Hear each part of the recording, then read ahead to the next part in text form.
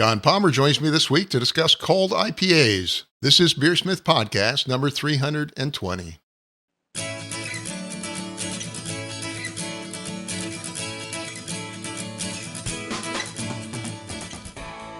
This is BeerSmith Podcast number 320, and it's late February 2024. John Palmer joins me this week to discuss cold IPAs. Thank you to this week's sponsors, Craft Beer and Brewing Magazine. They recently added a new collection of more than 500 beer recipes from pro brewers to their site, and most let you download the BeerSmith recipe file. The new Craft Beer and Brewing recipe site is at beerandbrewing.com/beer recipes. Again, that site is beerandbrewing.com/beer-recipes. And BeerSmith Web, the online version of BeerSmith brewing software. BeerSmith for the web lets you design great beer recipes from any browser, including your tablet or phone. Edit recipes on the go with the access to the same full suite of recipe building tools as our desktop version. Try BeerSmith Web today by creating a free account at beersmithrecipes.com. And finally, a reminder to click that like and subscribe button on YouTube, iTunes, Spotify, or whatever platform you're listening on. Clicking those buttons is a great way to support the show.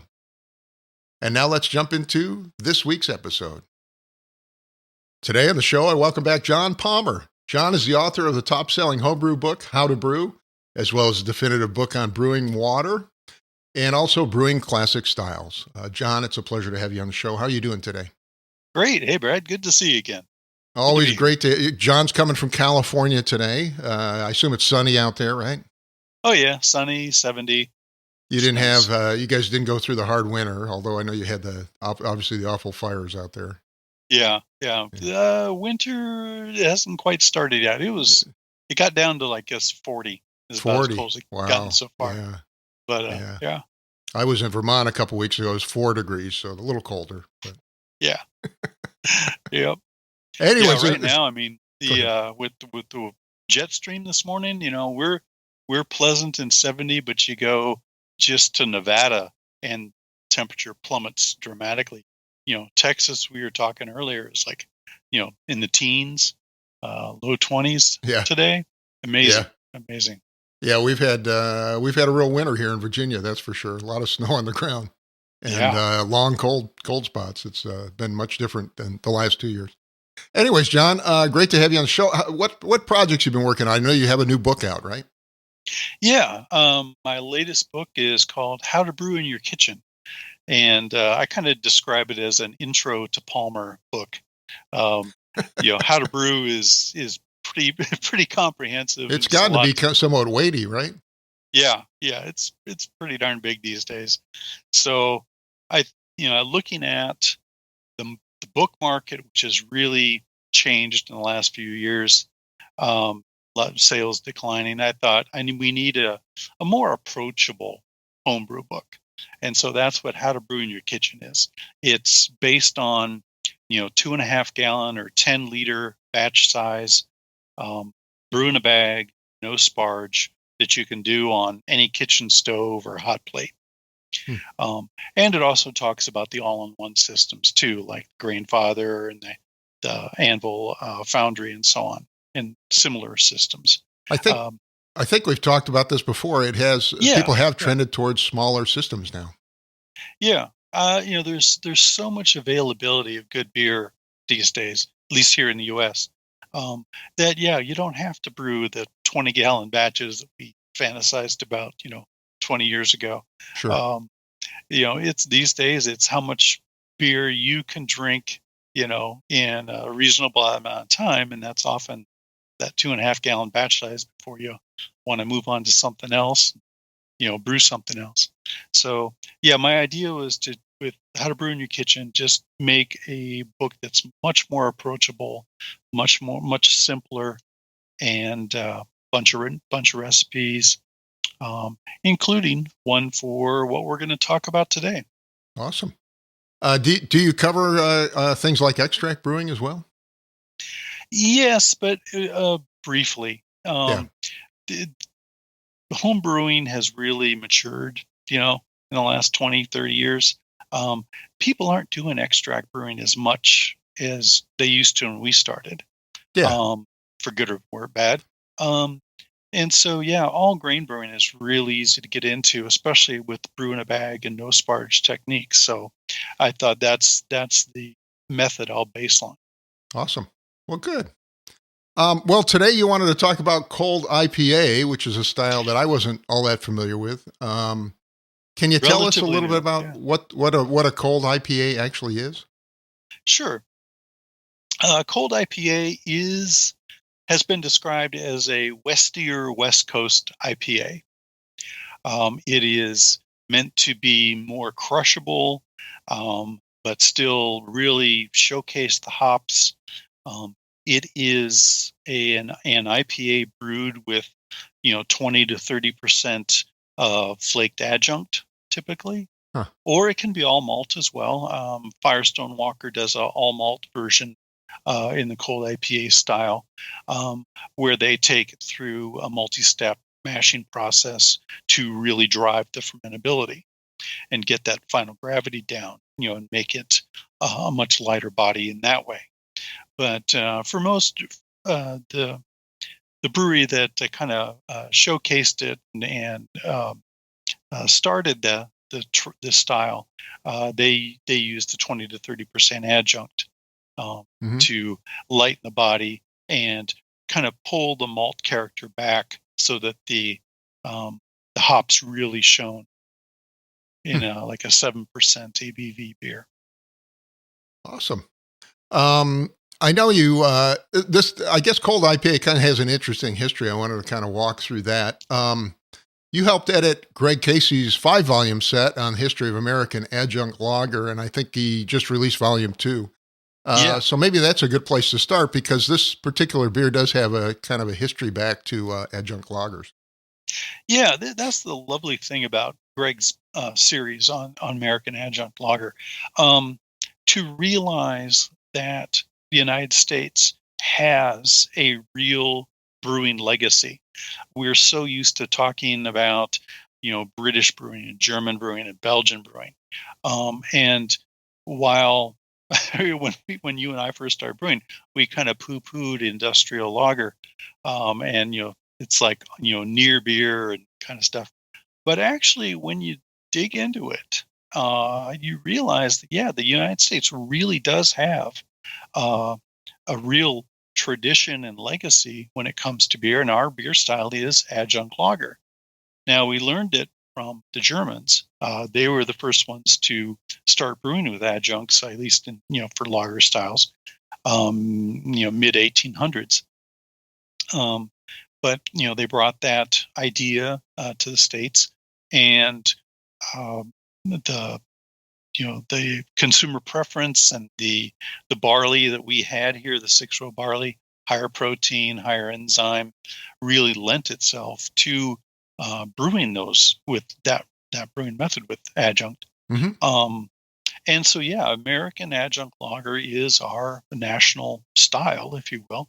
And when in the late 1800s, early 1900s, up to like 1910, when adjunct lager is really growing, uh, the you had the influx of lager yeasts, from Europe, and you had the advent of refrigeration becoming more useful and widespread. Ammonia-based refrigeration, I believe, it was invented around 1859, 1860. And so by 1870 and then up to 1890, yeah, it was becoming commercially available. And of course, as time moved on, you know, came to work more and more. But so brewers were, experimenting with these innovations, lager yeast, refrigeration. They were brewing lighter beers. Their, adjunct lager was quickly taking the country by storm. And so you had brewers, pivoting from their traditional ale brewing, um, and saying, okay, how do we use these new yeasts? How do we imitate this style beer that everybody likes? Um, so you had a combination of people trying the new yeast, but at not having the cold fermentation equipment, the refrigeration, was I may out of their reach. So they're brewing lager yeast warm, or they're using their traditional ale yeast and brewing them cold. Hey, this is our yeast. We're going to keep using it. We're going to use this new method. We're going to brew it colder. And then you had the third category of what came to be called cream ale.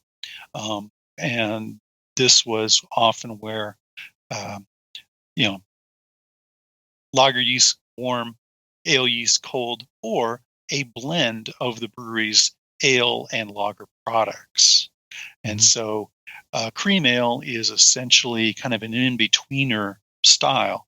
It is not as crisp as the lager, not as fruity as or bold as their ale, kind of an in-between, marketed as a smoother, mellower beer. And cream ale's kind of interesting to me. I actually grew up in Rochester, New York, and there was Genesee Cream Ale, Yeah. which was a very popular style. I think it's a bit of more of a kind of a regional Midwest kind of beer. Is that right? Yeah. Well, yeah. I mean, I think New York, yeah, East Coast, Midwest. Um, as we were saying, the genesis of, or the not the genesis, but the evolution of American adjunct lager, you know, um, lent itself to the kind of the at the same time we're creating this American adjunct lager style. You have brewers that are kind of piecemealing it, as I say, lack of refrigeration, or sticking with their own yeast and whatever. You had cream ale kind of born at the same time. Hmm. So you had American adjunct lager, colder fermentation, lager yeast, lagered, very crisp and clean, 5% ABV, and then you had cream ale brewed with little alternative, methods, at the same time, little different character because of the difference in either yeast or brewing method. And cream And ale actually predated the craft beer revolution. It was available in the 50s and 60s and oh 70s yeah, widely by many of the major brewers, right? yeah, yeah. It was a product that a lot of people liked, especially Midwest, East Coast. And it was billed as and advertised as, and this is kind of the fun thing when you read through Casey's books. I mean, Yeah. he has the the print advertising, he has the pictures and the magazine advertising that were used at the time, and it's fun to read. A new light beer, smooth, mellow, not bitter. All these buzzwords that we're used to hearing today, but were actually in use in the 20s and 30s, pre-prohibition, and then post-prohibition, in the 40s and 50s and 60s. Yeah. It's the more, kind of the more it changes, the more it stays the same kind of thing, huh? Yeah, kind of interesting. So yeah, I mean, it was Cold IPA. Let's get back to Cold IPA.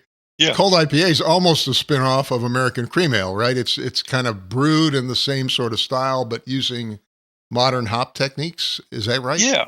Yeah. Well, yeah, cold IPA, this is where you kind of talk about co-evolution or convergent evolution.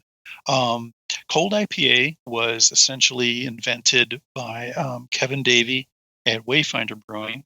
Um, he describes their brewery as a predominantly lager brewery.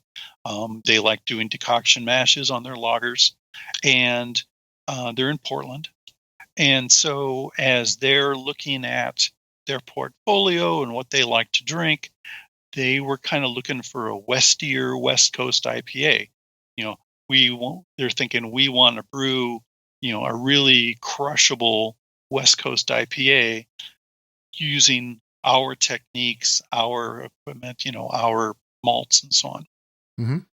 And so that's what they did. They took their house yeast, which is 3470, very one of the most popular yeasts in the world, lager yeast, and they fermented it warm. And I can get into the brewing specifics later. Sure.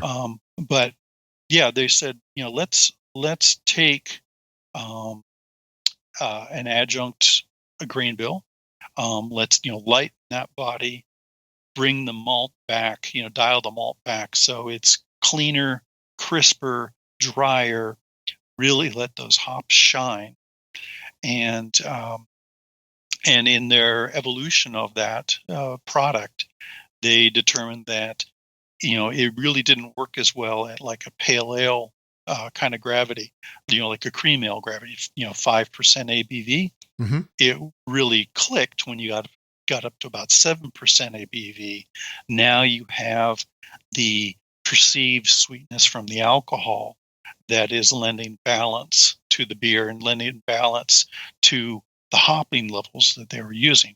So yeah, it really is an IPA in its overall hop presentation and hop balance, but at a slightly lower ABV than you would picture, say, for a double IPA, Yeah. 9%. Hmm. They're at 7%, very crushable, very hoppy, and very drinkable.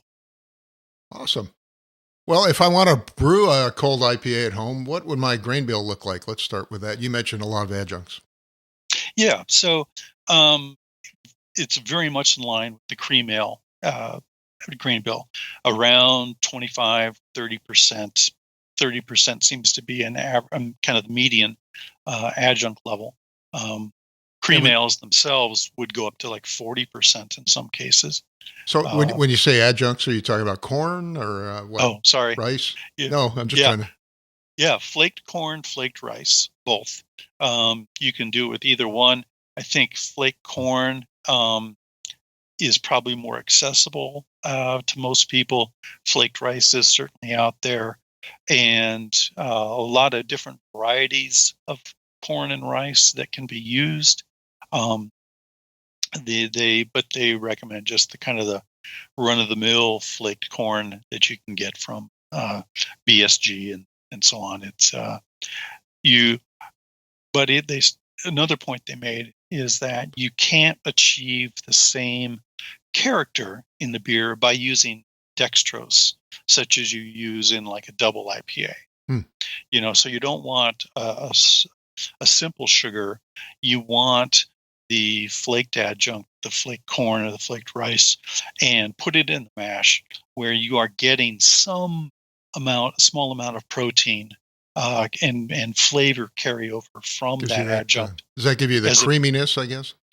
Well, I don't know if it's necessarily creamy, but some more mouthfeel, some more character than compared to, say, a American adjunct lager that is brewed with just base malt and a sugar syrup, Hmm. because that is the way that most American adjunct lager is made today with a converted syrup. So they instead insist on um, flaked rice, flaked corn as a minimum, if not a cereal cooker with corn grits or rice grits Hmm. As the adjunct. So that's the adjunct, and then the base. Are you using pale malt or Pilsner malt? Using American two-row, one thing that the authors cautioned, or Kevin and the brewery cautioned, was that with this high adjunct load, 30%, you want to make sure that your base malt has sufficient enzyme activity to really convert it all. Mm-hmm. And another key characteristic is to make sure that the adjunct you buy, the flaked grain in particular, has been properly pre-gelatinized, properly cooked, in its flaking. So, because otherwise, it won't gelatinize, it won't convert well. Right. So they say, You have to use flaked or torrefied, right, to get the conversion proper. right, Yeah. yeah, and so they say that an American two-row, where you've got uh, 11 to 12% protein, as opposed to a more German base malt with more like 9% protein, 9 to 10, and the higher enzyme uh, content of American two-row works better for these adjunct style beers than a continental Pilsner malt or even a domestic Pilsner malt Hmm. or pale ale malt for that matter. They do there's a lot of of course of individualism when it comes to the base malt choice. Um, some brewers, such as Firestone Walker, recommend adding a touch of Munich or a touch of Carapils just to round out that malt character a little bit, give a little bit of complexity, and not just the baseline American two row. Mm-hmm. Um, so if for a home brewer, yeah, you could put in a couple percent of Vienna or Munich or pale ale malt or something. The to give it some complexity, but at the same time, you want with the adjunct, you're allowing that malt character to take a step back and allow the hops to really shine through. Wow, that's awesome. Good. What is the hop techniques and hop schedule look like? Because obviously it's a fairly bitter beer, right? Yeah. So that's where this really, goes back to the old school West Coast IPA kind of hopping. Mm-hmm. For example, with the Wayfinder Cold IPA, they you're using kind of a 1-to-1 BU to GU ratio, bitterness unit to gravity unit Sure. ratio. Um, their their OG was about 1070, and they were putting in 60 to 65 bitterness units as bittering. Sure. 60-minute right up front, using a neutral hop like Magnum. Um, Firestone Walker uses Simcoe for theirs. So a good classic bittering hop Yeah. at 60 minutes. And then they would follow that up with like a 10-minute addition, before the end of the boil, Mm-hmm. using, more of a New World or a Pacific variety, such as, Motueka or Mosaic or Citra, one of the newer, Yeah, more something with some tropical thiols, taste. I guess, right? Yeah, yeah. Using those. And then uh, that's at a 10-minute edition, and then heavy whirlpool edition, and a heavy dry hopping edition So that's a lot of, of hops again, altogether, right? yeah, yeah. So it's a lot of hops going in. Firestone Walker commented that in their beers, they noticed that, 3.5 pounds per barrel is about the efficiency cutoff at their brewery that they see in dry hopping. Hmm. So they'll dry hop it, at like a 3.5 pounds per barrel kind of rate. If they do, any more than that, and you start getting diminishing returns in terms of, hop character imparted to the beer versus hop character carried away from the beer by all that green matter, at when the hops are dropped out and the beer Hmm. is clarified and packaged. Cool. Well, the yeast and fermentation obviously critical here. What yeast would you use, and how do you actually ferment it out in this case? Yeah. Well, 3470, the Weinstefan 3470 type yeast, it seems to be the favorite among craft brewers that brew this style.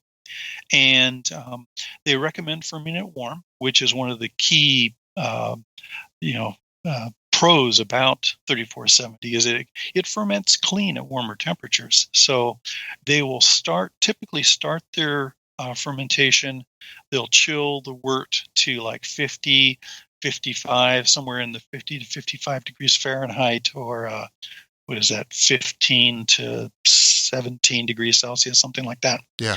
Um, where's that lower? Sorry. I think that's in 12 to 13, 12 to 13 Celsius. Yeah. And then so start the fermentation cool, and then let that free rise in the first few days of fermentation up to about 65 degrees Fahrenheit.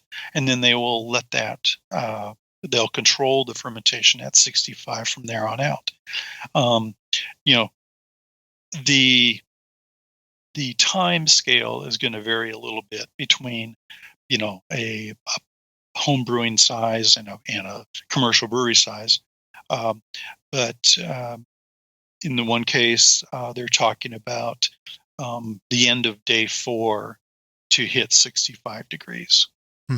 So, starting out somewhere between 50 and 55, allowing it to freeze rise, and then it would hit 65 by about day 4. Hmm. And that slow rise, that slow start to fermentation reduces the amount of byproducts that you get, makes for a cleaner beer. And 3470 is great at cleaning itself up. It's a good diacetyl reducer. Does produce some sulfides, character SO2, which is kind of a hallmark of a lager type beer.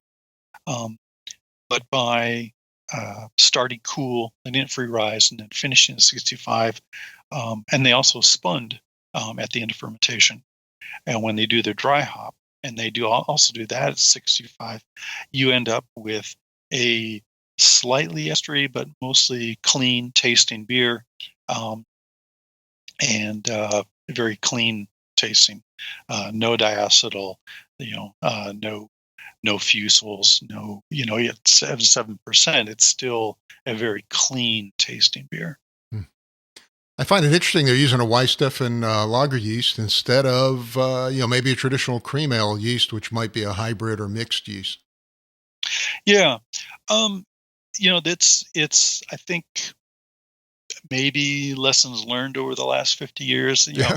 The 3470 is just a powerhouse, yeast. It's the most popular yeast in the world right now, and it was developed or isolated, I think, in 1970. Mm-hmm. And so it's become very popular because of its ability to ferment cleanly and consistently.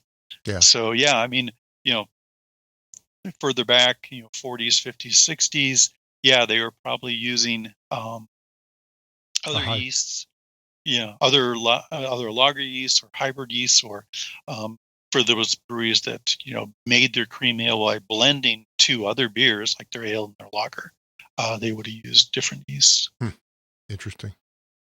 Well, do you have any tips for finishing and presenting this particular beer? How do you finish out the fermentation? I think you mentioned you kind of go into that 65 dry hop area.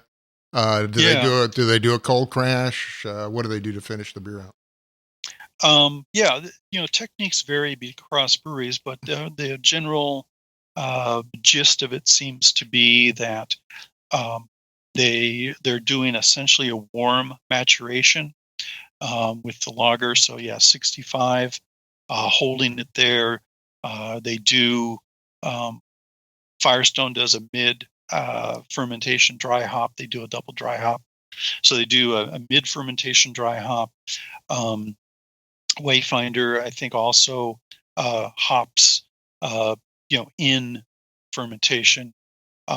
They talked about eliminating hop creep, by doing that dry hop a little bit earlier when the yeast are still very active. Mm-hmm. They also spun the beer at that point at putting it at the end of fermentation. They're putting it under pressure, 15 psi, and allowing natural carbonation to occur.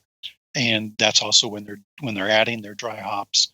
And so any oxygen introduction that occurs at that point, the hop creep, the re-fermentation in the introduction of that slight amount of oxygen is going to allow them to reduce the VDK, the diacetyl, and so on, and have a clean beer going to packaging. At the end of that, they will rapidly cool the beer and fine it, centrifuge it, whatever the particular brewery does to get it ready for packaging. But it's essentially a warm maturation followed by cooling to drop the yeast, drop any haze, and then package. Sure. Well, what does a finished cold IPA actually taste like, and how's it different from, say, a traditional IPA or a West Coast IPA? Yeah, West Coast IPAs, but to compare and contrast, tend to be a full-bodied beer, all malt, Uh, they have some degree of color, although that in the last 5-10 years they've become more pale.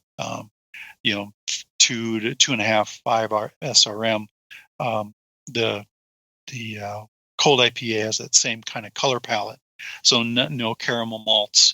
But so the first difference is in the body. Mm-hmm. The Cold IPA has the 30% adjunct, a lighter body, a more crushable, drinkable beer.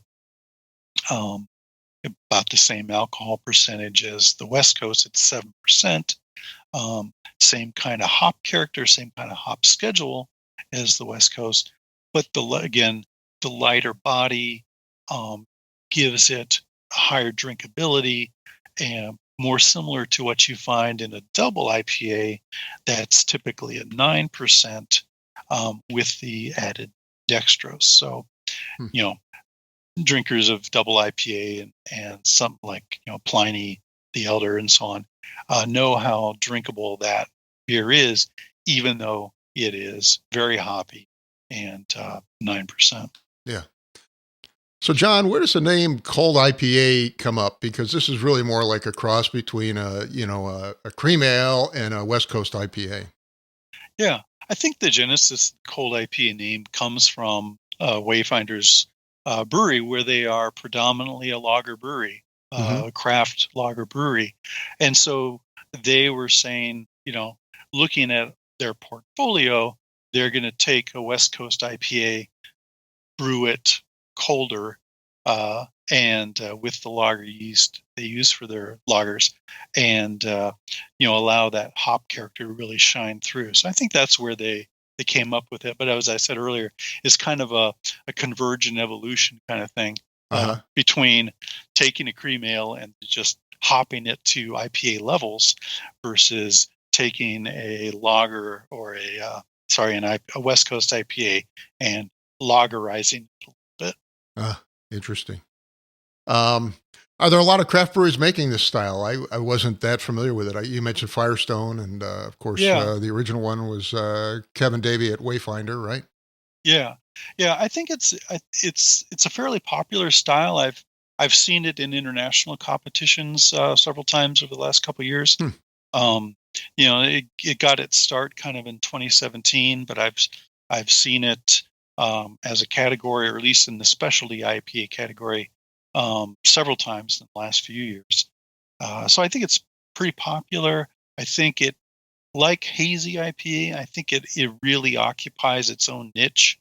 Yeah. Um, it's kind of similar to brute IPA in that it has that lighter body and that drier finish. Brewed IPA had its time in the sun, but Yeah. it's a much more intensive brewing process, and one that, because of the enzyme use, you've got to be a little more Careful. caring about. Yeah. Yeah, careful with. Whereas this is a much more approachable, much easier to implement change in style. And I think we've seen we've seen this evolution of IPAs from West Coast to brute to hazy, and or I guess hazy came before brute, and then now we're going cold. The West Coast has come back to some extent in the last few years. Hmm. More people are brewing West Coast again, cold, and then I think maybe another 5 years from now, hazies will reinvent themselves, or Who knows? take on a new life. It could be a cyclical Yeah. thing. Oh, I do have a question though. With the slowdown in craft beer, have IPAs finally started to run their course? I've seen a lot more breweries brewing lagers, for traditional lagers, for example. Or is there more innovation coming in the IPA market? Yeah, that's a good question. I don't have my hand on the pulse of IPAs as much, even though I do a lot of judging. Look at your crystal ball, right? Yeah, I'm just always kind of just reacting to what's coming down the table. Um, but I do think that, especially when talking to brewers, they all appreciate a great pilsner. Um, that a pilsner is that pinnacle of beer, and dry and crisp, and high drinkability. Um, yeah, IPAs have their place, um, and in that they are bigger and bolder and more bitter. Um, Now we're seeing with cold IPA, we're seeing, I guess, a bit of evolution of IPA to, a more approachable, a more Drinkable. drinkable Yeah. uh, aspect of the style. Hmm. What advice do you have for somebody that wants to brew this particular style? We walked through a lot of it, but I just wondered if there's any little Yeah. gotchas or whatever in there. Um, I think any home brewer can make this. I mean, it's basically, uh, you know, pay 2 row, 30% flaked corn or flaked rice, um, a 65-degree fermentation with a with 3470 type lager yeast, which is available from multiple yeast houses under Sure. various names, um, and then, you know to the way that the pros do them, they're employing, spunding, they're employing double dry hop, and they have, the equipment and the refrigeration to do all of this precisely and consistently. I think from a homebrewer standpoint, you know, you hit the grain bill, you hit the hop schedule, you know, bitterness up front with good whirlpool and dry hopping, um, or maturation. So really eliminate the diacetyl and the acetaldehyde from the beer, and then you know uh, chill it, clarify it as best you can. Gelatin is probably a really good fining agent to use in this case, and just enjoy it. I think it's a very drinkable, very very enjoyable beer. Awesome, John. I wanted to ask you. I realize in the earlier segment we forgot to mention where people can find your new book. So can you mention the title again and where Oh, people might be able to find yeah. it? It's going to be called How to Brew in Your Kitchen. It currently being published by Camera in the UK. Hmm. I know they intend to market it in the United States as well, and in Europe. Um, and then it's also being published in Spanish by Libros de Garda. That Spanish version should be available later this year, and that should be available in Mexico, South America, Spain.